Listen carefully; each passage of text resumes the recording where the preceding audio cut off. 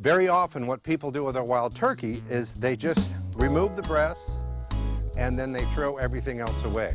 I'm going to cook the breast today, but what I want you to remember on your wild turkey is save those wild turkey legs and thighs, save the carcasses. It makes incredible stock. And you don't have to waste any part of this. Even if you take some of the little fibrous parts up and you get some bits and pieces, you can grind this up and make wild turkey burgers, which is what I will do with this tenderloin. Over here, I have wild boar Italian sausage on my Camp Chef stove that's going to go inside my stuffed wild turkey breast.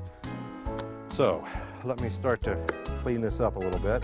And like I said, when I get to the little areas here that, and this is a nice tender piece, but it might get in the way of stuffing, I want to cut a big pocket in this. This is going to be a large stuffed wild turkey breast that's going to feed several people. And you can tell that some of the turkey has become a little bit discolored here.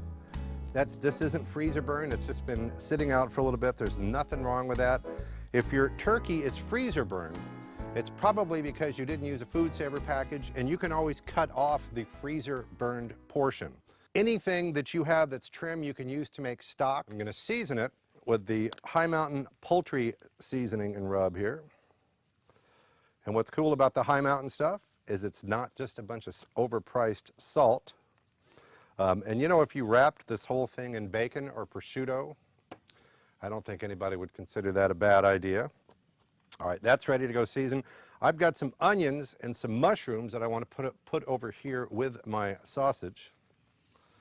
And this is all going to be part of the stuffing. I've got boar sausage, mushrooms, onions. I'll throw some tomatoes in there. If it kind of looks like I'm making this up as I go along, well, I kind of am. The point I want you to get here is that you can take a wild turkey breast like this, and you can either pound it out or butterfly it, and stuff some stuff in it. Because wild turkey is actually a lot more on the dry side than chicken. So if you're complaining about your wild turkey being dry, chances are what you've probably done is overcooked it. But if we put some things like boar sausage and mushrooms and onions, and I'm going to put a little cheese in there and then stuff it, well, that's going to help it quite a bit. For my wild turkey, I want to put a little fresh basil in here. And like I said, you can tie this or wrap it in bacon if you like. I'm just going to fold it over. Wait a minute. Cheese. And if you put a little breadcrumbs in there, it'll keep the cheese from running out. I put my rolled and stuffed turkey breast seam side down. So the seam side, where it all comes together, that's down, so that will seal so all the junk doesn't run out. I'm going to put a lid on my square Dutch oven. But in the meantime, this guy's done.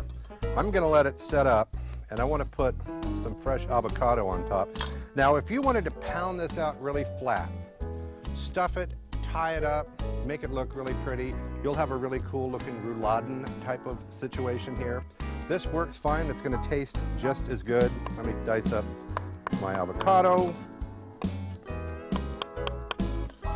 And again, the key to wild turkey cooking is to not overcook it. I've got the wild turkey, look.